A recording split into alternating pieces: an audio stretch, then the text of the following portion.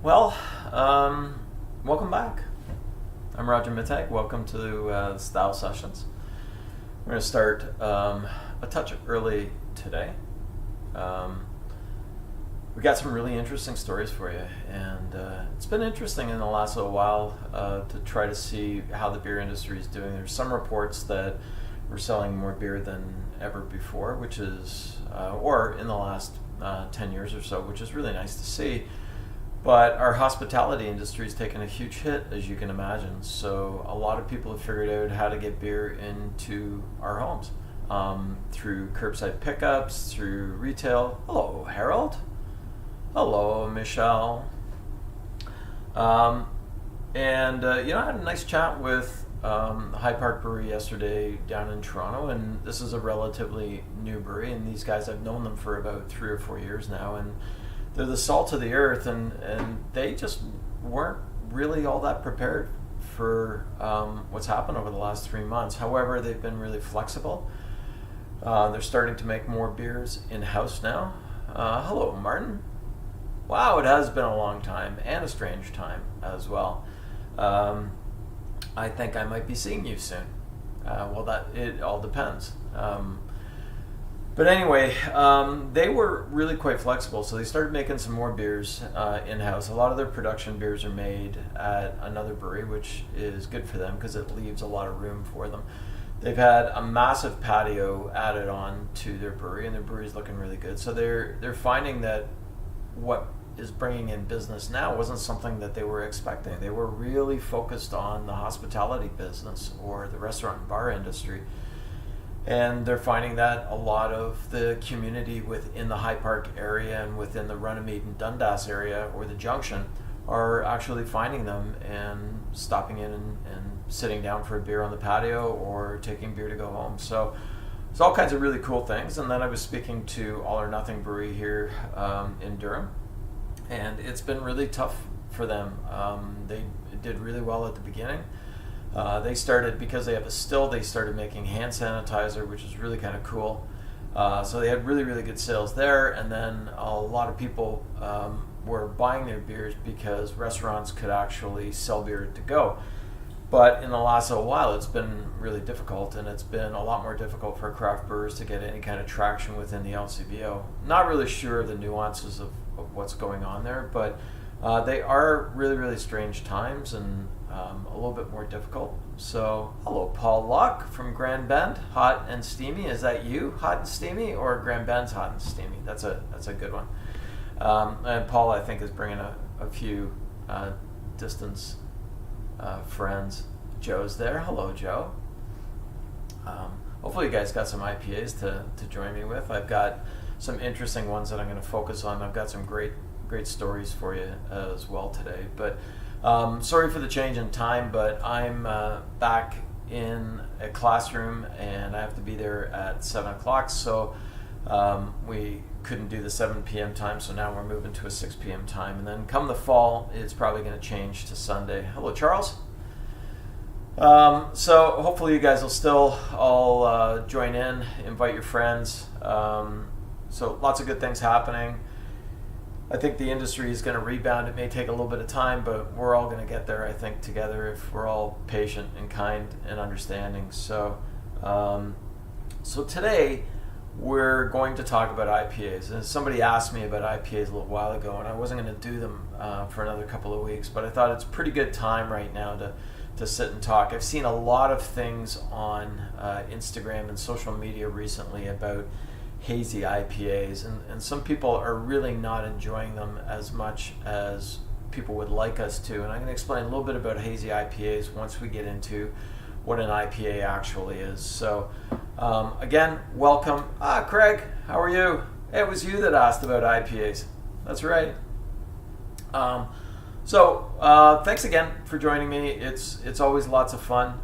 You are seeing me on the 20th and 21st in Bracebridge. Martin is with Lake of Bays Brewing, and they're opening a brand new brew pub in Bracebridge. And I'm going to train them with all safety measures in place on level 1. So I'm really looking forward to that. It gets me back into what I love doing, and that's teaching. So let's talk a little bit about IPAs. So the one I'm going to start with is one called Eagle IPA. It's this one here. You can easily find it in the LCBO. I think you might be able to find it in the beer store. This is a really interesting beer. It used to be called Charles Wells IPA, and it's made by Marston's Brewer in England. Marston's is one of the oldest breweries that exist in England, and this is a true to style British IPA. This would, to me, be the standard that we would all look at.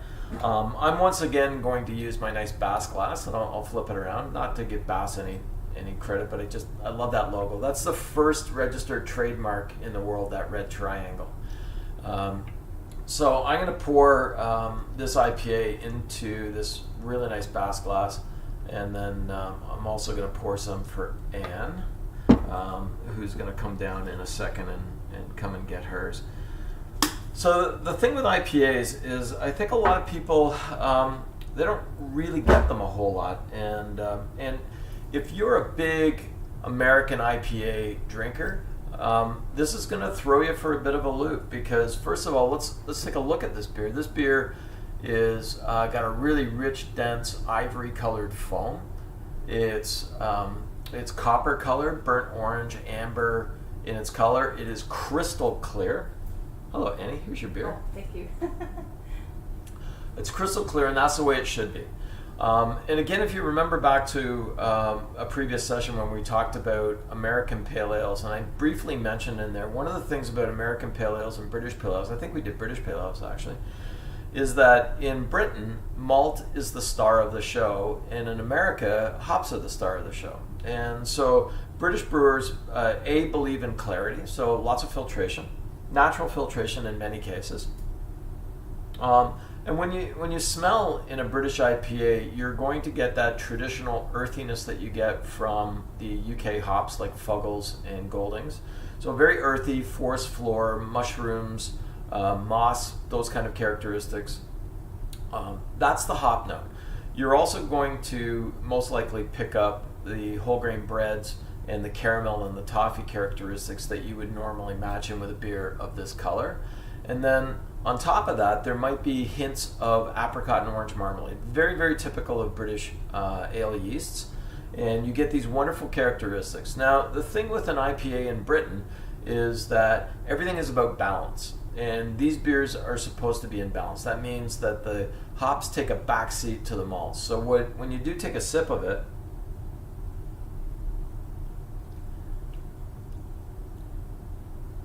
there's a little bit of minerality in this particular one. Lots of caramel, whole grain bread, toast. It's not really overly bitter, although it's an IPA. It doesn't have that perceptive bitterness that we get when we drink American IPAs. So you look at this and you say, well, that's not really what I was looking for. That's not an IPA. When in reality, it's probably more traditional than any of the IPAs that we've seen in the last 10 or 15 years. So now let me take you back in time, because there are a lot of stories that create a little bit of controversy in the IPA world. So let's go back into the 1700s. So India is being colonized by England. So troops are down there, the colonists are down there. Everybody's working. They need things to drink. So obviously beer is being imported down there. And the beer that was being imported was from a fellow named George Hodgson. George Hodgson was a very entrepreneurial spirit, and so connected a deal with the East India Trading Company, which were at one point importers, but later became privateers for the crown, and then later after the wars and after the colonization ended, actually became pirates. They were the ones that we quite often see in Pirates of the Caribbean, all those songs make up and all the beads and that stuff. So beers are being shipped down from London by George Hodgson, and they're not really what we would look at as IPAs in those days. So probably pale ales, porters. They weren't excessively strong in alcohol. A lot of them spoiled on the way down, and so they became a bit of an issue. And a lot of the people in India who were drinking, whether it was the troops or the officers or the colonists, became a little less enamored with the beers that were available to them. So they turned to a spirit called Arak. And Arak is still brewed now. It's still made right now. It's made from distilled raisins. But this is a very, very strong, it's almost like moonshine. And what was happening is a lot of deaths were occurring. People were dying from malnutrition and from alcohol poisoning. But they had become accustomed to having something high alcohol to soothe what was very, very rough conditions in India at that time. So I think people needed some form of comfort. So along came a brewery called Allsops, and Allsops is in Burton. And what Allsop did was he found a way into Hodgson's trade route because Hodgson started letting things slip a little bit and his prices started going up. So Allsop came in with a beer that was a little better priced, better trade route for them, but also increased the alcohol content and increased the hop content because both alcohol and hops are preservatives. So it made it on the 6,000 mile journey down to India. People got these beers, fell in love with them, thought they were great because they gave them the alcohol content plus the nourishment that they needed, and that was really the birth of what we now know as East India Pale Ales. And then there is a story, and it's difficult sometimes to ascertain whether these stories are factual or myth, but there is a story that a ship on its way to India ran aground before it left the harbor in England, and barrels floated into town, and people tried it and really loved these stronger beers. So that's how India Pale Ales became popular in England as well. So we have to remember back in those days, like, the alcohol content typically wouldn't have been as high as we would normally see. So it might have been 5 or 6%. And the hop characteristics would have been significantly dulled down because over a 6,000 mile journey, hops lose their aromatics very, very quickly. So what we're seeing with Eagle IPA is probably exactly what we would have got back in the 1700s if we can envision that. And this is at 5% alcohol by volume. It's actually quite easy to drink. All right. So IPAs move on. They become almost a lost style in the 1800s. They stick around, but they're not really all that prominent because in the 1800s, Pilsners came in, and then everybody started drinking these lighter golden colored beers. And then all IPAs evolved over time. So if we look back to our own Canadian beer history, Alexander Keith in 1820 started brewing IPAs in Halifax. And the IPAs that Keith would have brewed would have been very similar to this Eagle IPA that we see now. Not the lighter colored, very lightly hopped beer that we're seeing in the market these days. And we have to understand that over time, recipes change. Everything changes, right? So what brewers started to do is they started to see an opportunity to capture sort of some side business off of this Pilsner trade or these Helles or North American lager trades. So even though they kept IPAs around as part of their beer portfolios, they dropped the hop content significantly and made the beers quite a bit lighter and clear. So I still remember when, back in the late 70s and early 80s, that there were IPAs in the market. Labatt had an IPA, Molson had an IPA, but these were very, very similar to what we would experience with Keith's right now. They were golden colored. They probably had a little bit more bitterness to them, but really not a lot. And eventually those IPAs just dropped off the face of the earth. Now, I think a lot of this had to do with, in the 1970s, things took a complete rebound. And where IPAs were completely lost and forgotten, the IPA was brought back to life in the United States. And there are two major figures in the U.S. that are credited with bringing and naming the IPA as part of their beers. So the first would be Anchor Brewing Company, which was owned by Fritz Maytag at that time. And Anchor Liberty Ale is credited with being almost the very first IPA. The person who coined the phrase India Pale Ale and brought it back into our brewing vocabulary was a fellow named Bert Grant. And Bert Grant is a very, very significant character and brewer in United States brewing history. And he was also friends with Mike Driscoll, who owns Harvest Hop and Malt in Guelph. And Mike's actually found a hop here in Ontario and named it after Burt Grant because of the influence that Burt actually had. So 1972, a new hop is created. It is a marriage between Saaz and Styrian Goldings. So they hybridized these hops, and the daughter of those two parents became Cascade. And Cascade is the most dominant hop that is used in brewing in the United States and around the world to make IPAs. It has a wonderfully bright citrus nose to it. It's aromatic. It really is more of an aroma hop than a bittering hop. Pink grapefruit, pine needles, pine resin, those are all characteristics of the Cascade hop. Hello, Bess. Hello, Rebecca and Bry. Yeah, Bert did set his brewery up in Yakima, Washington. That's a really good point. Thanks, Bess. So Yakima is the place, is the largest hop growing region in the United States. It is a virtual desert that has wonderful irrigation and perfect weather conditions for growing hops. So the Cascade hop starts out, Burt Grant starts calling beers IPAs, and then they don't really take off for a little while after that.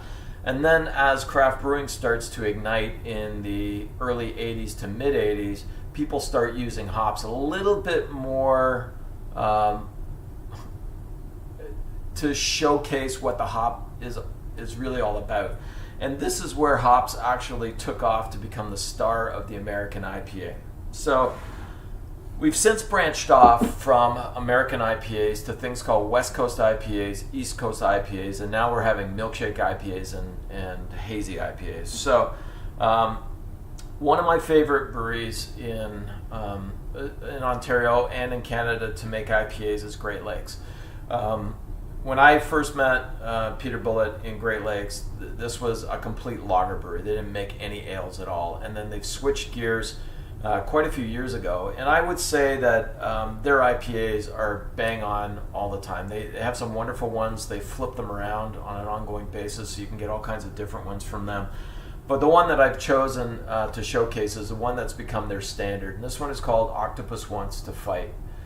So on the back of the can, if you have this, it'll talk about using 8 varieties of hops and 8 types of malts and 88 IBUs and 8.8%.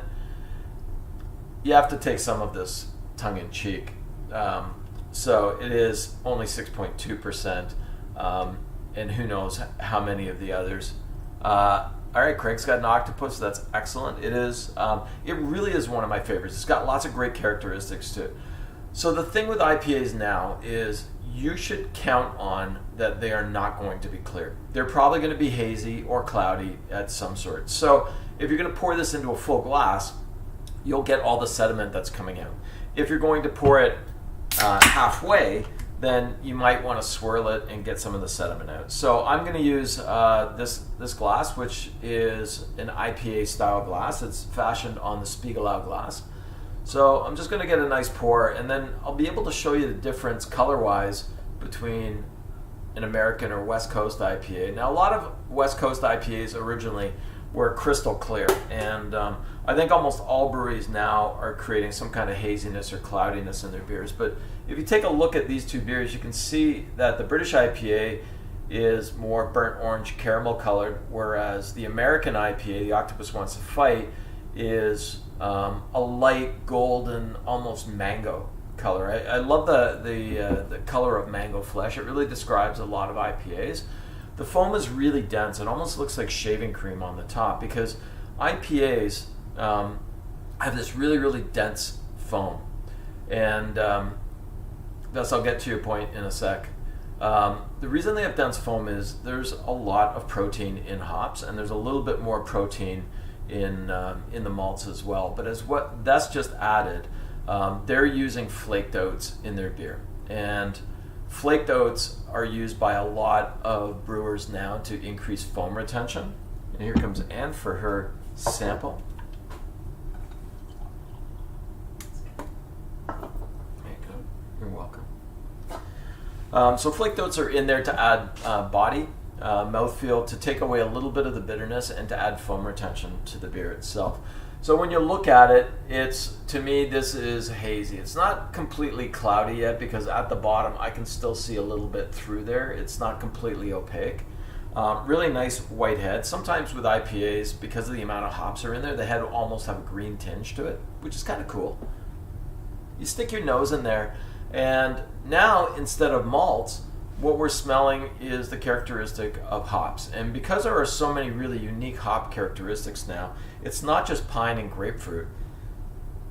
Now we're getting a lot of tropical fruits. So mango, papaya, pineapple, tangerine. There's still pine, grapefruit skin, a little bit of grapefruit flesh in there as well. Typically the malt characteristics on these beers are a lot more subdued. So if you're going to get anything, it may be the oats that you're smelling or a little bit of cereal, but you're not really going to get too much of that caramel or toffee in these characteristics as well. It's just a really, really inviting smell. Like it's just, it smells so sweet.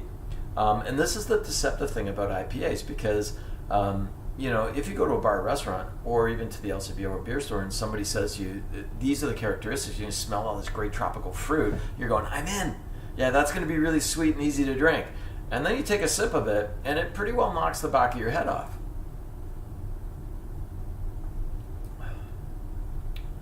Now that's where you can feel the hops. So the hops immediately come into your mouth. You can feel them. There's an intense bitterness. Now I will say that I do find Octopus to be quite well balanced. It isn't the knock the back of my head off like some others. It's pretty intense though, and it's got lots of bitterness. And the bitterness rises into the roof of your mouth, down the back of your throat, underneath your tongue, and it hangs around for a long period of time. To me, I refer to that as tannic bitterness. Tannins you find in walnut skins and in grape skins, and they typically create that dry astringency, so your mouth is almost yearning for something else. But there is lots of bitterness in this beer. It's still well balanced. When you taste, now you're tasting a little bit more of grapefruit pith as opposed to some of the sweetness. So there really isn't a whole lot of sweetness.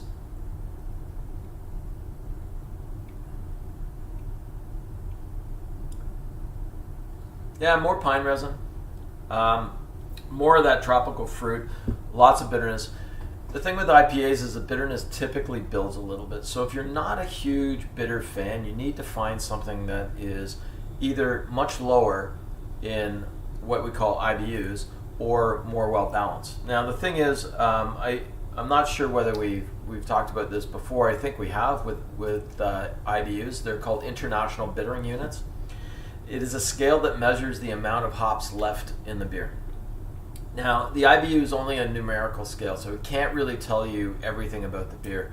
I suspect that this beer is somewhere between 75 and 85 IBUs. It's probably not 88. It's very expensive to have the type of device that will measure what an IBU is. So a lot of brewers guesstimate at that. I honestly don't know. I believe Great Lakes does have one, but I'm not 100% sure. So IBUs is usually something that you're estimating along the way. It's not something that's bang on. But the thing is, IBUs only tell you one part of the story. They don't tell you everything, because perceptive bitterness is dumbed down a little bit because of malt. And if you add more malt, what happens is the perceptive bitterness drops from 80 down into the 60s or 50s, which makes the beer a lot more drinkable, a lot more sessionable. There's a word, sessionable. So sessionability, session beers are beers that you can drink a lot of. And so that term is a British term used by people going for a session with their mates down to the pub. So you need a beer that's lower in alcohol, lower in CO2, lower in bitterness for it to be sessionable. These are great beers. I personally could have one and then I got to move on to something else. There are a lot of people, I think, Craig, you're a big IPA lover. There's lots of people that love IPAs that can drink them day in, day out. I think for most people, and I think a lot of brewers have recognized this, that balance is a big part of drinkability and sessionability. So, British IPAs, malts are the star. American IPAs, West Coast IPAs, hops are the star.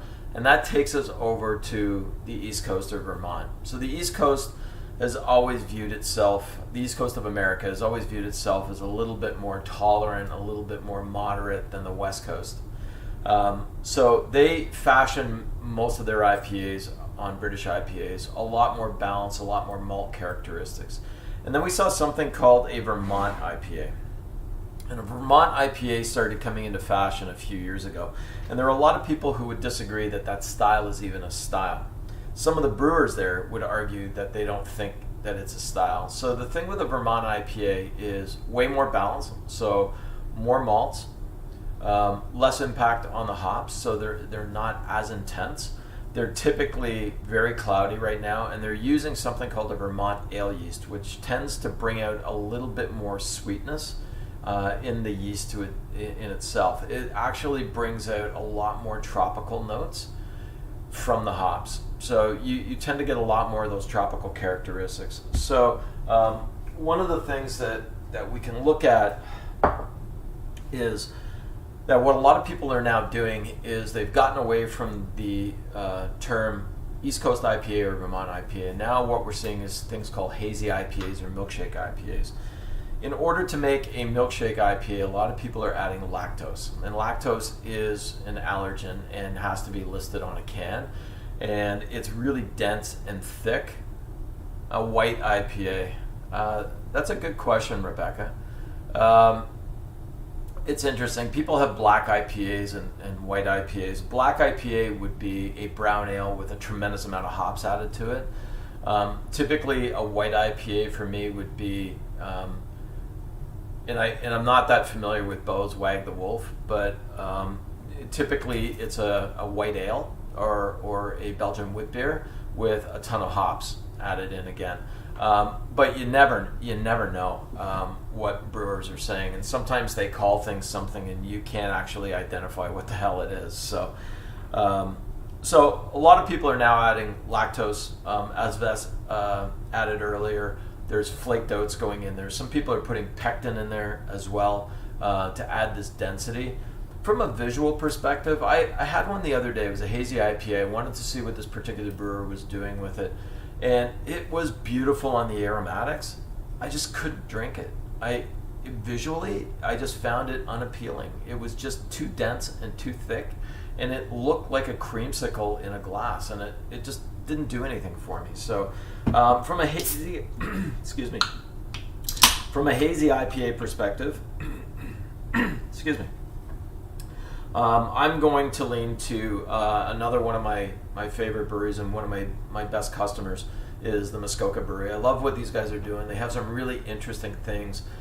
This is Hazed and Confused. And Hazed and Confused was born in their Moonlight Kettle series, which pairs up employees and brewers together to make really unique beers. So this one was created probably about a year and a half ago, and it's evolved a little bit. So Hazed and Confused has got some new branding to it, but this is, again, a hazy IPA.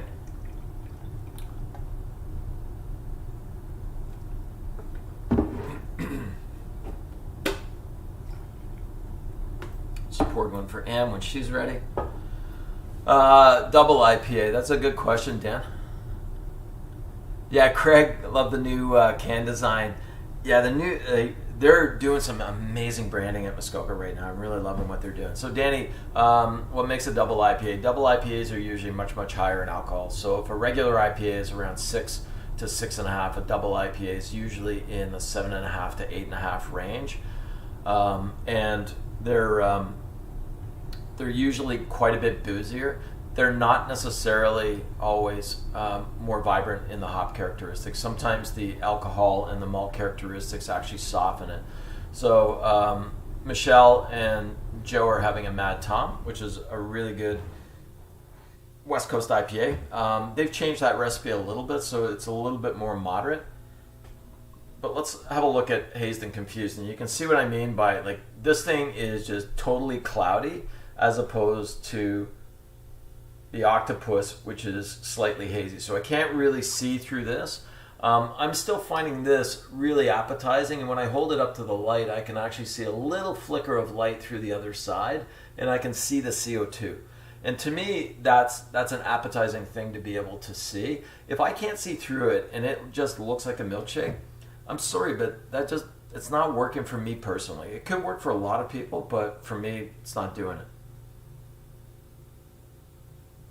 So again, lots of tropical fruit notes on this. Lots of mango, papaya, pineapple. Paul, difference West Coast IPAs are that they are typically really strong on the bitterness level. They range in color anywhere from light golden into the copper color. It really depends on who's making it, and the intensity of the bitterness is there. And pretty much the only aromatics that you're going to get are pine resin, and grapefruit skin. So they're relatively simple beers. And when we move across and we start moving into West Coast IPA or East Coast IPAs and Vermont IPAs, hazy IPAs, I think the intent was for those people that love hops, I'm now going to give you a beer that's a lot easier to drink. Because these beers are a lot smoother. They don't have the impact or the power or the oomph that the hops are giving.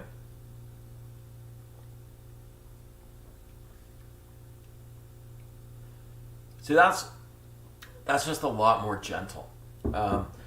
It's got hops, but it's not having a battleground in my mouth fighting for space. Whereas, the typical West Coast IPA is going to be big and bold, right? If you think about, sorry to say, but if you think about what we sometimes envision as American culture being big and bold, that's what a West Coast IPA is. When you think about going to the East Coast, things get toned down a little bit more. Yeah, Muskoka is a little bit. This is not a hophead, so you join me.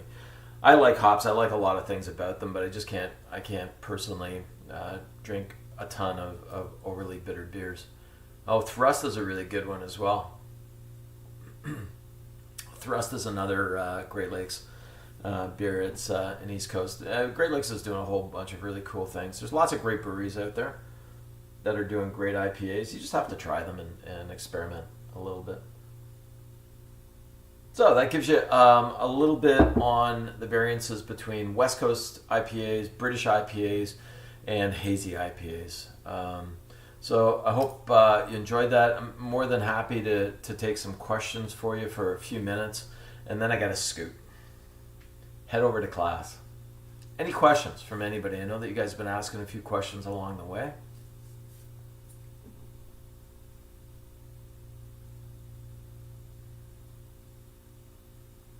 Got 3 beers in front of me. I don't know which one to drink. And if you have those 3 beers and you got a little bit left, it's fun to go back and forth.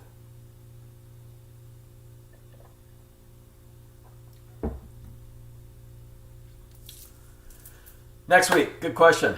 I know I had a plan. I think what we'll do is we'll do some sour beers next week. I think, and one of the reasons I think we're going to do it is I've been asked to do some tasting notes on Rodenbach. So that is the one that we're actually going to feature. I'm going to feature Rodenbach Classic. You can find it in the LCBO. I'll find a can for you so that you can have a look at it. And then we'll have a really good discussion about what sours are. So this is Rodenbach Classic for all of you who want to join in next week. It just got launched into the LCBO a few weeks ago, so you can find it relatively easily. And this is a Flanders Red, and we're going to talk a little bit about sour beers. And it's not overly sour. It's got some nice acidity to it. And sours are really hot right now in the marketplace. So we'll have some fun next week and do some sours. George has a question. When rating a beer, what percentage is taste versus aroma, and how closely are those two related? I think rating a beer is a tough thing to do for the most part. I think that you have to decide whether you're enjoying it or not. From my perspective, when I rate beers, it's based on whether it's true to style.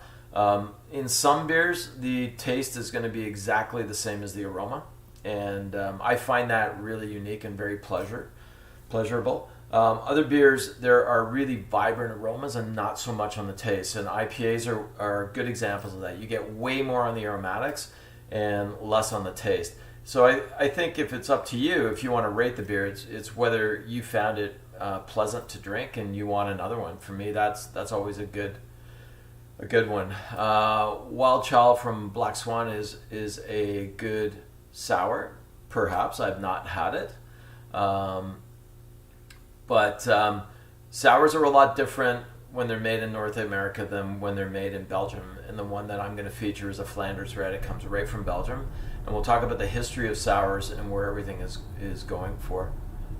Yeah, they are a trendy thing. I think a lot of people like them, but they are extremely refreshing if they're well made, and they're really, really difficult to make. And I'll go into the differences between a North American sour and a traditional Belgian sour as well. So I don't know, George, if I got that, if I answered your question.